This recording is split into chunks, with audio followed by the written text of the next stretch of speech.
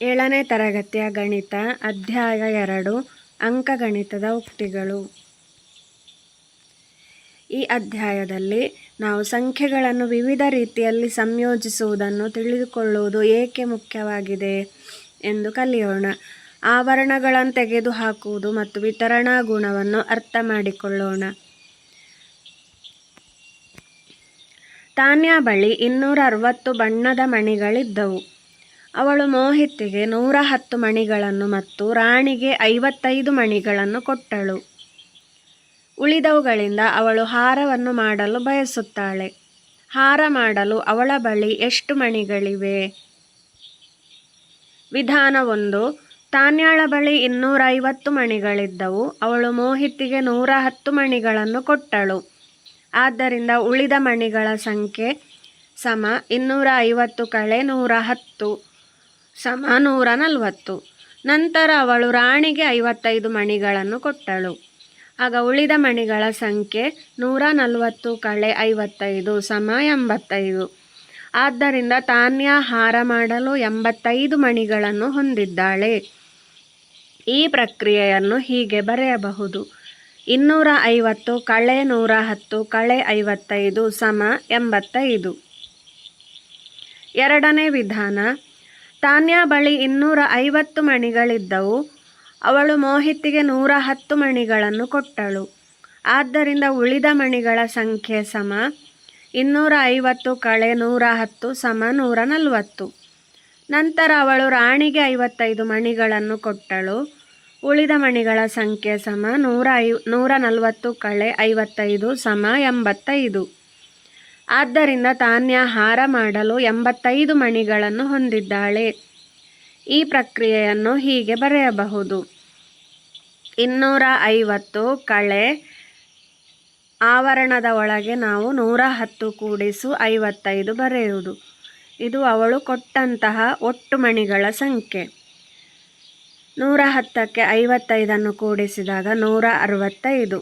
250ರಿಂದ 165 ಕಳೆಯುವುದು ಸಮ ಉತ್ತರ 85. ಆವರಣ ಬಳಸಿ ಈ ರೀತಿಯೂ ಮಾಡಬಹುದು. ಈ ಎರಡೂ ಪ್ರಕ್ರಿಯೆಗಳು ಹೀಗಿವೆ, ಹೋಲಿಕೆ ಮಾಡಿ ನೋಡಿ. ಎರಡನೇ ಪ್ರಕ್ರಿಯೆಯಲ್ಲಿ ಮೊದಲು ಆವರಣದ ಒಳಗಿನ ಸಂಖ್ಯೆಗಳನ್ನು ನಾವು ಕೂಡಿಸಿದ್ದೇವೆ. ಇದರಿಂದ 110 - 55 ಎಂಬುದು ಒಂದು ಪದವಾಗಿ 165 ಆಗುತ್ತದೆ. ನಂತರ 165 250ರಿಂದ ಕಳೆಯುತ್ತೇವೆ. ಹೀಗಾಗಿ ಆವರಣವು ತಾನ್ಯಾ ಬಳಿ ಉಳಿದಿರುವ ಮಣಿಗಳ ಸಂಖ್ಯೆಯನ್ನು ಕಳೆಯಲು ಮತ್ತು ಕಂಡುಹಿಡಿಯಲು ಸುಲಭಗೊಳಿಸುತ್ತದೆ. ತೋರಿಸಲಾದ ಪ್ರಕ್ರಿಯೆ ಈ ರೀತಿ ಇದೆ: 250 ಆವರಣದ ಒಳಗೆ 110 - 55 ಸಮ 250 - 110 - 55 ಸಮ 85. ಆವರಣದ ಮೊದಲು ಋಣಾತ್ಮಕ ಚಿಹ್ನೆ ಇದ್ದಾಗ ಆವರಣಗಳನ್ನು ತೆಗೆದುಹಾಕುವ ವೇಳೆ ಒಳಗಿನ ಪದಗಳ ಚಿಹ್ನೆಗಳು ಬದಲಾಗುತ್ತವೆ. ನೀವಿಲ್ಲಿ ಗಮನಿಸಿದರೆ ನೋಡಿ, ಆವರಣದ ಮೊದಲು ಇಲ್ಲಿ ಋಣಾತ್ಮಕ ಚಿಹ್ನೆ ಇತ್ತು.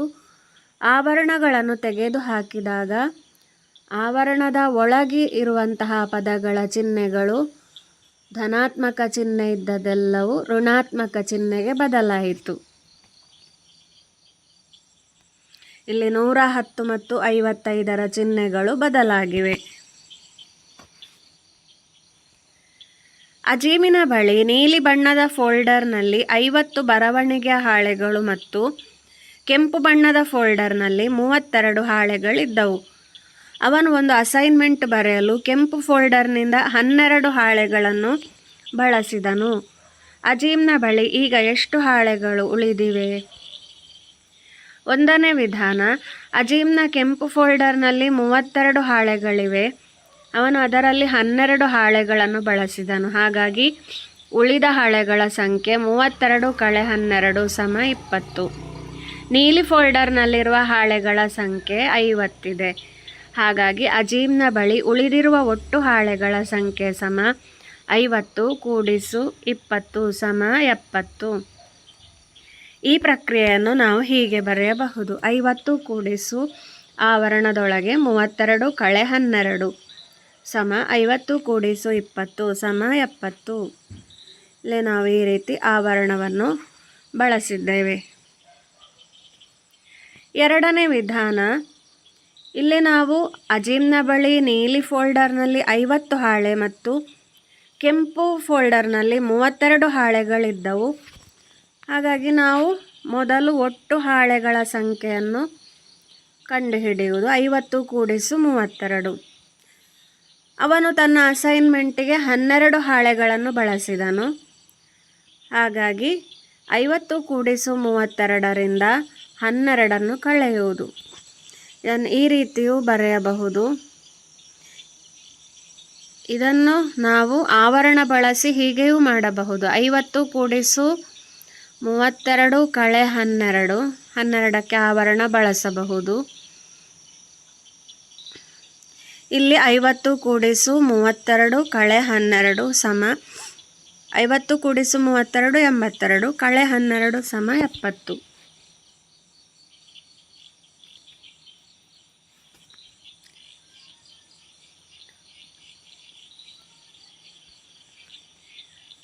ಇಲ್ಲಿ ನಾವು ಆವರಣವನ್ನು 50 ಕೂಡಿಸು 32ಕ್ಕೆ ಆವರಣ ಬಳಸಿಯೂ ಮಾಡಬಹುದು.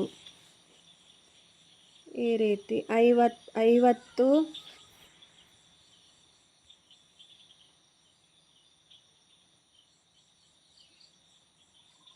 ಕೂಡಿಸು 32 ಕಳೆ 12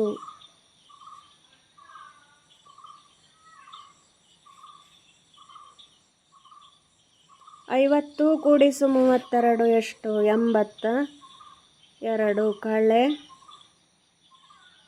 12 ಸಮ 70. ಈ ರೀತಿಯೂ ಮಾಡಬಹುದು.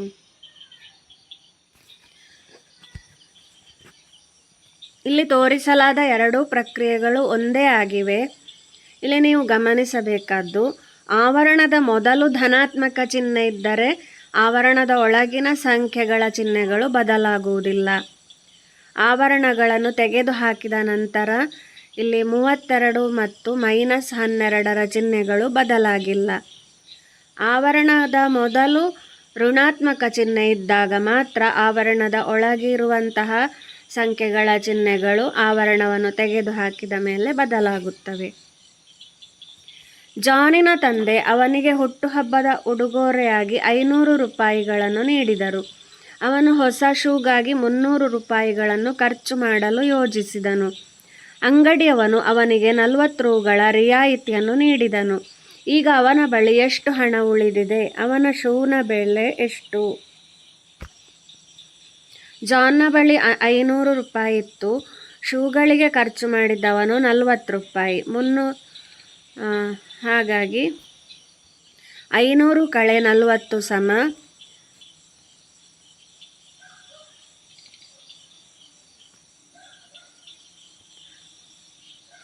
ಹೊಸ ಶೂಗಾಗಿ ಅವನು 300 ರೂಪಾಯಿಗಳನ್ನು ಖರ್ಚು ಮಾಡಲು ಯೋಜಿಸಿದ್ದಾನೆ. ಹಾಗಾಗಿ 300 ಕಳೆ 40 ಸಮ 260 ರೂಪಾಯಿ. ಅವನ ಬಳಿ ಉಳಿದಿರುವಂತಹ ಹಣ ಈಗ 500 ಕಳೆ 260 ಅಂದರೆ 240 ರೂಪಾಯಿ ಉಳಿಯಿತು. ಈ ಪ್ರಕ್ರಿಯೆಯನ್ನು ಹೀಗೆ ಬರೆಯಬಹುದು. 500 ಕಳೆ ಆವರಣದೊಳಗೆ 300 ಕಳೆ 40 ಸಮ 500 ಕಳೆ 260 ಸಮ 240 ರೂಪಾಯಿ.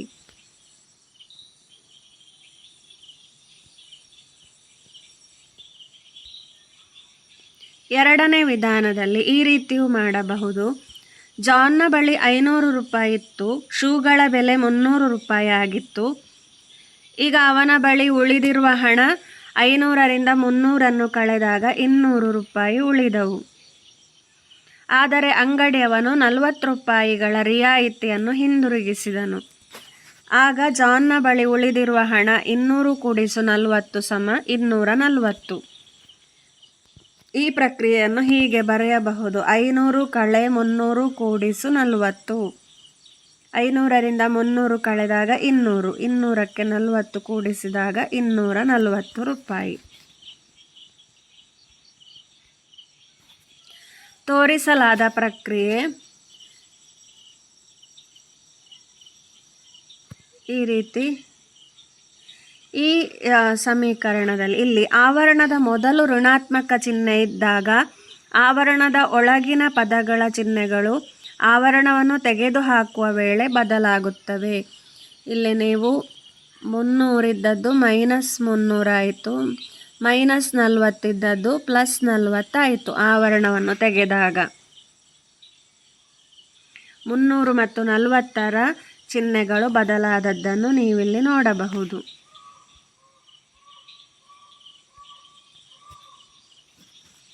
ಹೊಂದಿಸಿ ಬರೆಯಿರಿ. ಉತ್ತರಗಳನ್ನು ನೋಡಿ.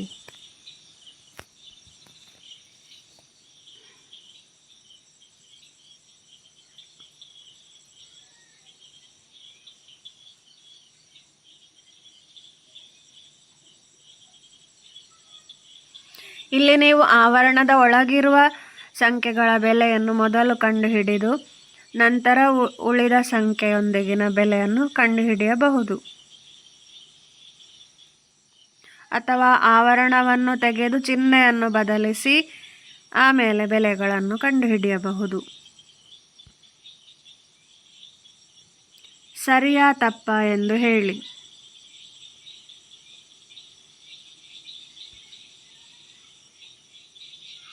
ಉತ್ತರಗಳನ್ನು ನೋಡಿ.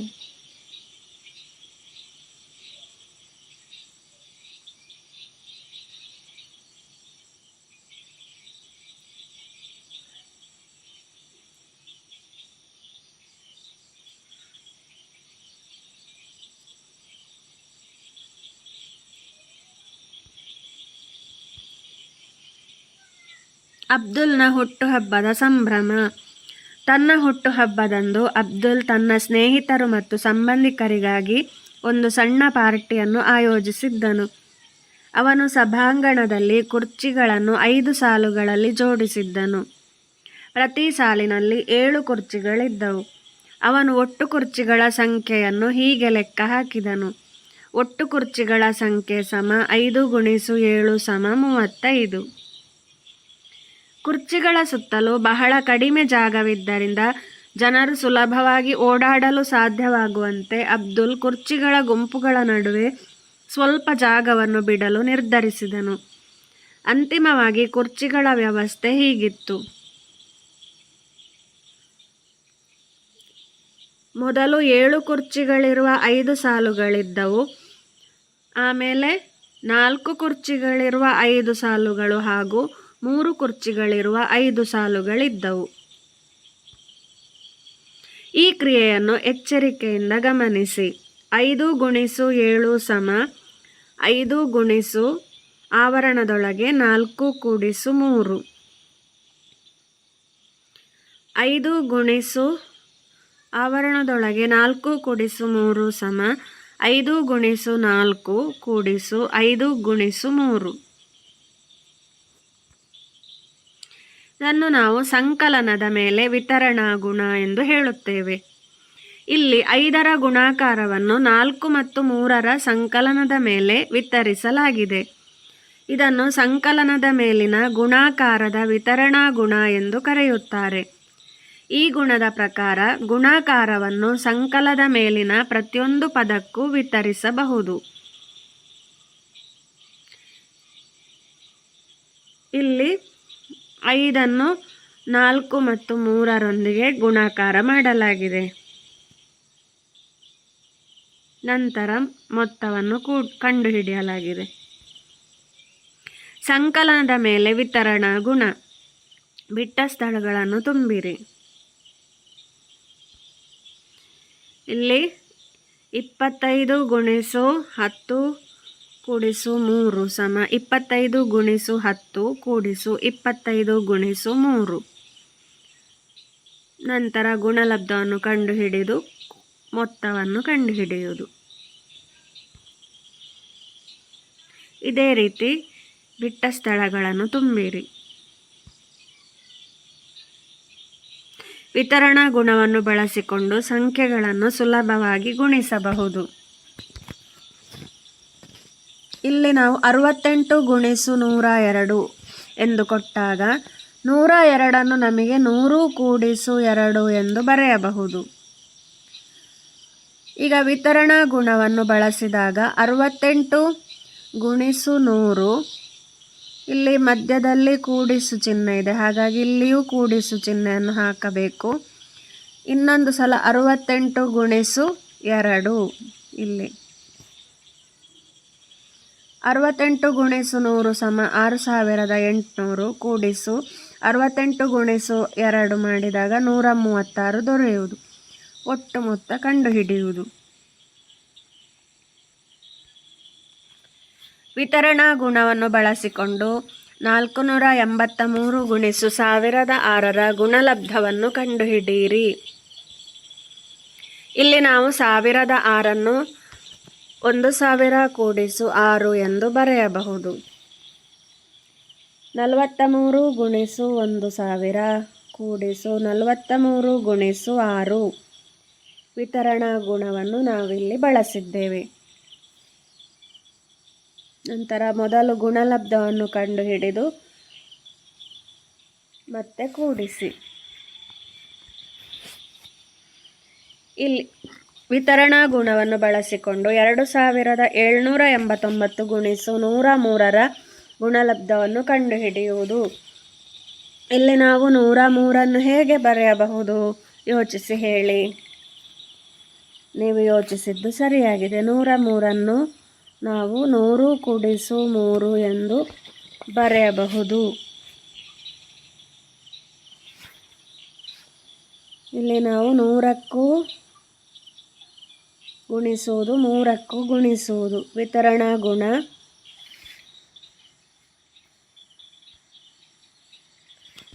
ಈಗ ನಾವು ಸಂಕಲನದ ಮೇಲೆ ವಿತರಣಾ ಗುಣವನ್ನು ಮಾಡಿದ ಹಾಗೆ ವ್ಯವಕಲನದ ಮೇಲೆ ವಿತರಣಾ ಗುಣವನ್ನು ಮಾಡೋಣ. ಗುಣಾಕಾರವನ್ನು ವ್ಯವಕಲನದ ಮೇಲೆಯೂ ವಿತರಿಸಬಹುದೇ ಎಂಬುದನ್ನು ಪರಿಶೀಲಿಸಿ. ಈಗ 158 ಗುಣಿಸು 98, ಇಲ್ಲಿ ನಾವು 98 ಹೇಗೆ ಬರೆಯಬಹುದು? 98 ಸಮ 100 ಕಳೆ 2 ಎಂದು ಬರೆಯಿರಿ. ಈ ಲೆಕ್ಕದಲ್ಲಿ ನೋಡಿ, 150 ಗುಣಿಸು 98, ಈ ರೀತಿ ಇದ್ದಾಗ ನಾವು ಹೀಗೆ ಮಾಮೂಲಿ ಗುಣಾಕಾರದಿಂದ ಉತ್ತರವನ್ನು ಪಡೆಯುತ್ತೇವೆ. ಆದರೆ ಇಲ್ಲಿ 98 100 ಕಳೆ 2 ಎಂದು ಬರೆದಾಗ ನಾವು ವಿತರಣಾ ಗುಣವನ್ನು ಬಳಸಿದಾಗ ಆವರಣದೊಳಗಡೆ ಇರುವಂತಹ ಎರಡೂ ಪದಕ್ಕೂ ನಾವು ವಿತರಿಸಬೇಕು. ಅಂದರೆ 150 ಗುಣಿಸು 100, ಇಲ್ಲಿ ಮಧ್ಯದಲ್ಲಿ ಕಳೆ ಚಿಹ್ನೆ ಇದ್ದ ಕಾರಣ ಕಳೆ ಚಿಹ್ನೆಯನ್ನು ಬಳಸುವುದು. ಕಳೆ 150 ಗುಣಿಸು 2. ನೋಡಿ, 150 ಗುಣಿಸು 100, ಇಲ್ಲಿ ಗುಣಿಸುವುದು ಸುಲಭ, ಸೊನ್ನೆಗಳಿರುವ ಕಾರಣ 15,000, 15 ಬರೆದು 3 0 ಹಾಕುವುದು. 150 ಗುಣಿಸು 2, ಇದು ಗುಣಿಸಲು ಸುಲಭ, ಬಾಯಿ ಲೆಕ್ಕ ಮಾಡಬಹುದು. 15 2 30 ಮತ್ತು ಇಲ್ಲಿ ಒಂದು 0 ಹಾಕುವುದು. 300. 15,000ದಿಂದ 300 ಕಳೆದಾಗ 14,700 ದೊರೆಯುವುದು. ಯಾವ ವಿಧಾನ ಸುಲಭ ಎಂದು ಯೋಚಿಸಿ. ಇಲ್ಲಿ ನಾವು ಎರಡೂ ವಿಧಾನಗಳಲ್ಲಿ ಒಂದೇ ಉತ್ತರ ದೊರಕುವುದರಿಂದ ಗುಣಾಕಾರವನ್ನು ವ್ಯವಕಲನದ ಮೇಲೆಯೂ ವಿತರಿಸಬಹುದು ಎಂದು ತಿಳಿಯಬಹುದು.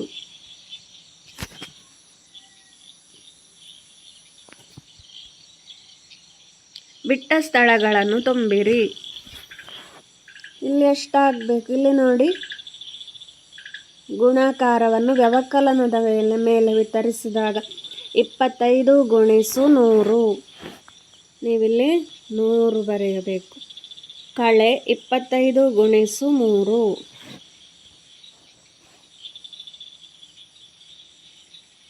ಇಲ್ಲಿ 100, ಇಲ್ಲಿ 2,500. 2,500ರಿಂದ ನಾವು 75 ಕಳೆ 25 3 75, 2,425.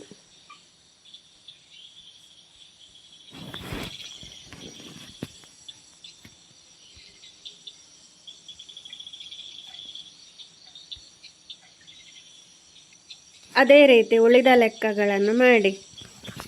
ಇಲ್ಲಿಯೂ ಹಾಗೆ 583 ಗುಣಿಸು 10 ಕಳೆ 583 ಗುಣಿಸು 1.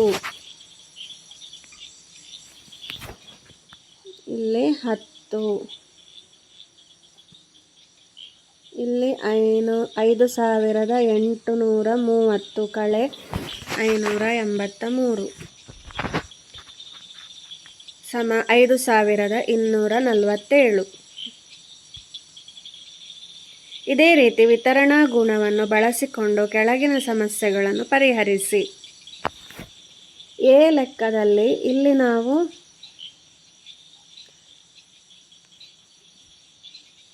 48 ಹೇಗೆ ಬರೆಯಬಹುದು?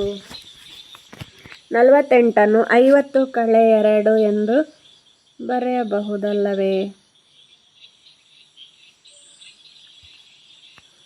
ಇಲ್ಲಿ ನಾವು 999 1000 ಕಳೆ 1 ಎಂದು ಬರೆಯಬಹುದಲ್ಲವೇ?